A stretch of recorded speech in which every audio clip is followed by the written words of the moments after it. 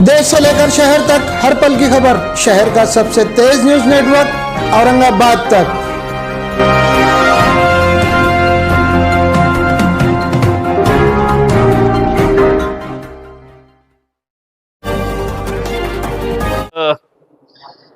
पिछले कुछ दिनों लगातार आप ये खबरें पढ़ रहे थे कि हमारे पालक मंत्री, हमारे मित्र संजय सिरसाट साहब, इन्होंने विश होटल सस्ते दामों में ख़रीद लिए है करके बड़ा प्रकरण बड़ा हुआ था। वो उस वक्त उन्होंने बताए थे कि भाई मैंने 68 लाख करोड़ रुपए नहीं डाला हूँ, 5 पार्टनर्स है करके, लेकिन आज तक उन्होंने ये नहीं बताया है कि वो 5 पार्टनर्स कौन है करके उसमें।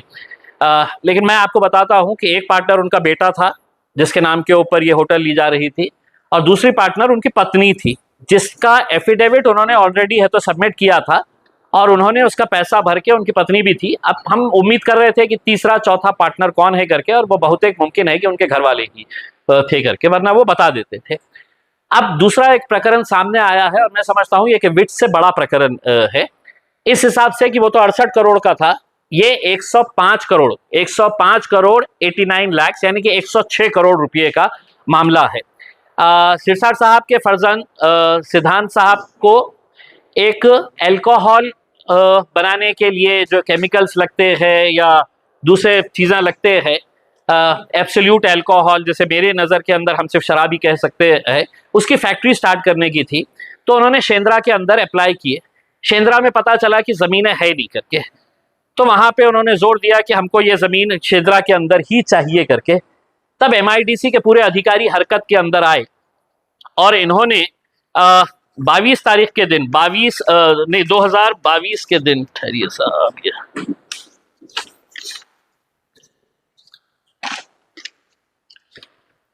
हाँ, ये टाइमलाइन है कि 2022 के अंदर ये इनके लड़के ने एप्लीकेशन किया। 3 जून 2022 को लोकल जो कमेटी होती है MIDC की, जो ये सुझाव देती है कि ये ठीक है, ये प्लॉट अगर रिजर्व है तो उसको हम डी रिजर्व कर रहे हैं करके। तो 2 प्लॉट थे MIDC शेंद्रा के अंदर जो ट्रक टर्मिनस के लिए रिजर्व थे। एक है तो A और B ब्लॉक के अंदर था, जिसके अंदर 250 के करीब ट्रक्स रुकने वाले थे, और उसका आधा यानी कि 42,000 स्क्वायर मीटर का ट्रक टर्मिनस एक ब्लॉक में था, और दूसरे ब्लॉक के अंदर उसका आधा 21,000 स्क्वायर मीटर 21,275 स्क्वायर मीटर का दूसरा ट्रक टर्मिनस रिजर्व था। अब जब इनको जमीन चाहिए थी तो MIDC के पूरे अधिकारी हरकत के अंदर आए और उन्होंने एक प्रपोजल तैयार किया कि हमारे को ये 200-250 वाला जो टर्मिनस है वो काफ़ी हो जाता है, दूसरे ट्रक टर्मिनस की ज़रूरत नहीं है, तो उसको डी रिजर्व किया जाए। उन्होंने अपनी रिपोर्ट बनाया और उन्होंने अपनी रिपोर्ट बना के है तो बम्बई में भेज डाले है करके। इसी दौरान 7 दिसंबर 2022 को कैमियो डिस्टिलरीज नाम की कंपनी सिद्धांत सिरसाट साहब ने शुरू की। उसमें 3 पार्टनर्स थे। एक पार्टनर सिद्धांत सिरसाट जो उनका बेटा है, दूसरा उनकी पत्नी विजया संजय सिरसाट, ये डायरेक्टर थी, और तीसरा जो है वो एक बिल्डर है भावेन अमीन, जिनके घर में ये रहते हैं, खरीदे हैं जहाँ पे बीड़ बाईपास के ऊपर, बड़ा बिल्डर है, अच्छा बिल्डर है। तो ये 3 लोग डायरेक्टर्स थे।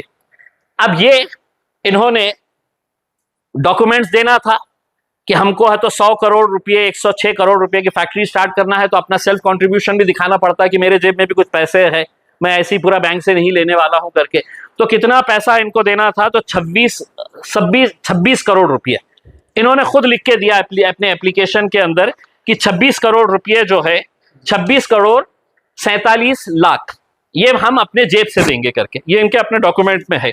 और हम लोग 79 करोड़ 42 लाख रुपीस हम बैंक से लोन लेंगे। तो ये जैसे ही इनको अलॉट हुआ तो जो बिल्डर था भावेन अमीन वो ये कंपनी से बाहर हो गया, यानी कि सिर्फ उसका अकाउंट का बैंक स्टेटमेंट इस्तेमाल करने के लिए उसको डायरेक्टर बनाया गया था। जमीन मिल गई, चल तू बाहर हो जा, बाहर हो गया। अब आज की घड़ी के अंदर सिर्फ 2 ही डायरेक्टर्स हैं, उनके बेटे और उनकी पत्नी। हमारा ये सवाल है कि ये 2-3 महीने के अंदर ये जो कार्रवाई हुई, लैंड अलॉट भी हो गया है, वहां पे काम शुरू भी हो गया है फैक्ट्री का, अब हम ये 2-3 सवाल करना चाह रहे हैं, एमआईडीसी ने हमको ये सवाल उत्तर जवाब देना कि क्या जरूरत थी कि आपने ट्रक टर्मिनस को डी रिजर्व किए। क्या आपको ऐसा लगा कि 42,000 स्क्वायर मीटर के अंदर 250 ट्रक खड़े रहते हैं और उसका एग्जैक्टली 21,275 स्क्वायर मीटर के अंदर, यानी कि 50% उतनी जगह के अंदर आपने बोले कि 70-80 रहते हैं, जबकि उसूलन अगर वहां पे 250 रहते हैं तो आधी जमीन के अंदर 125 होना चाहिए था। तो लेकिन उनको कहानी बनाना था, मुंबई को भेजने के लिए उन्होंने कहा कि नहीं उतने काफी है, यहाँ पे तो सिर्फ 70-80 बसेस ट्रक्स खड़े रहने वाले थे, तो इसको डी रिजर्व कर दिया जाए करके, और वो डी रिजर्व हो गया। और वो प्लॉट किसको अलॉट हुआ, तो ये कैमियो डिस्टिलरीज को अलॉट हुआ। अभी इनके सिर्फ 2 ही डायरेक्टर है। हम एमआईडीसी से पूछ रहे हैं पिछले 3-4 सालों के अंदर कितने एप्लीकेशंस आए थे कि शेंद्रा में हमको जमीन चाहिए, और आपने लिख कर दिया था कि हमारे पास 1 इंच भी जमीन नहीं है।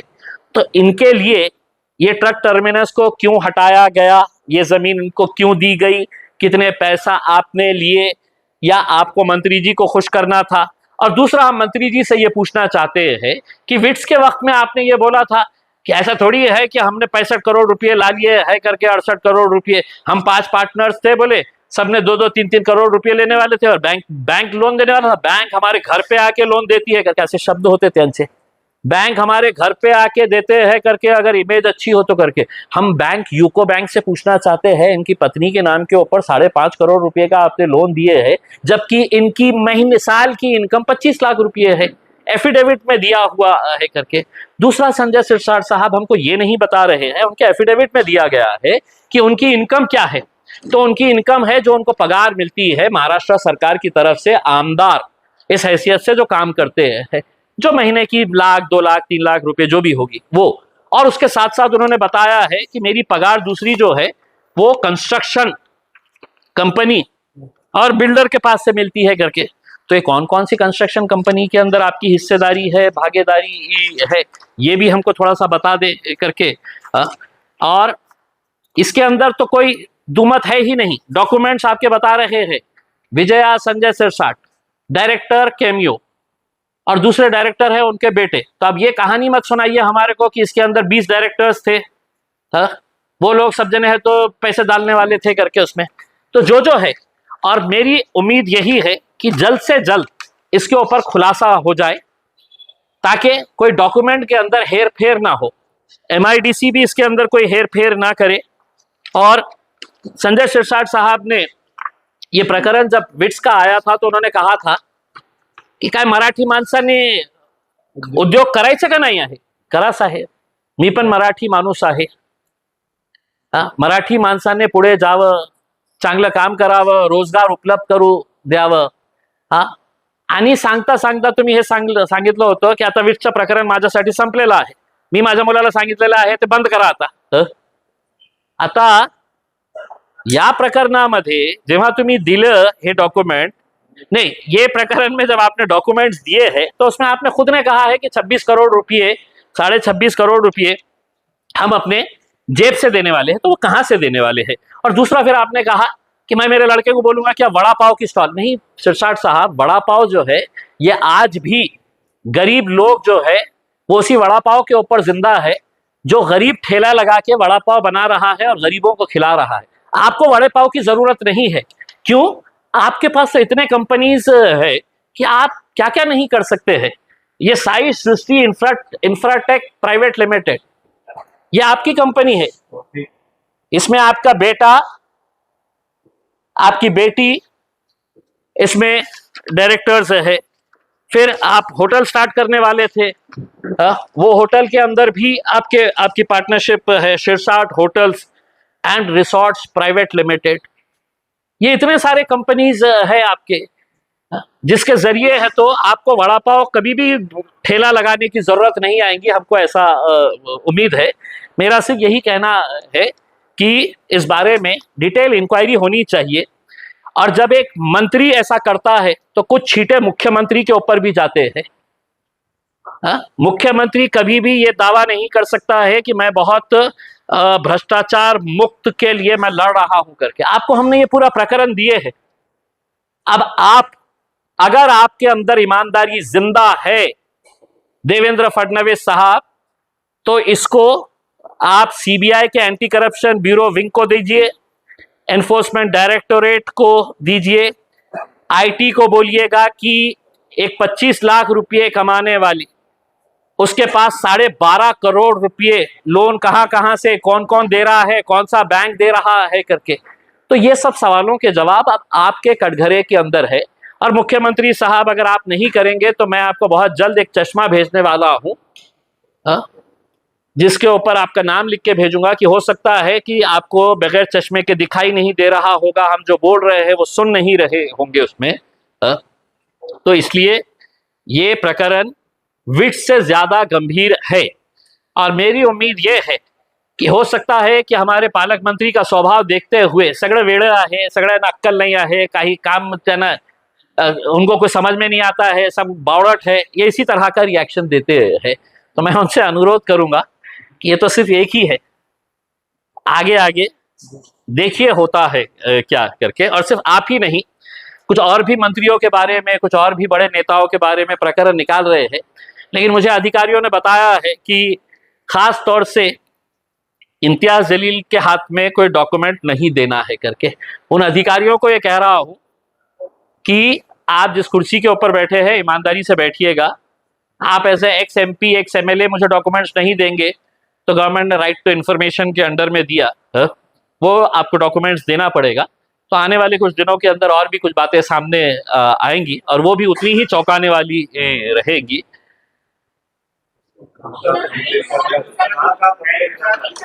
पूछिए।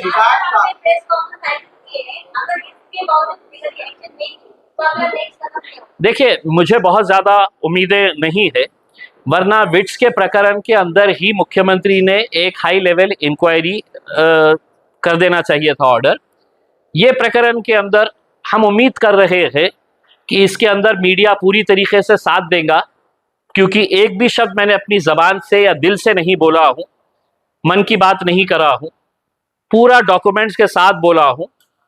अगर इसके बावजूद भी नहीं होता है तो मैं इसके पूरे डॉक्यूमेंट्स का सेट बनाकर एनफोर्समेंट डायरेक्टोरेट को, आईटी को, सीबीआई के एंटी करप्शन विंग को और नाउम्मीद होते हुए भी मुख्यमंत्री को भी भेजूंगा कि इनसे ये सवाल आप जवाब आप मांगे करके, उसमें देखें फिर क्या होता है करके। नहीं तो वैसे भी अंधा राज तो चल ही रहा है, इसमें चलने दीजिए।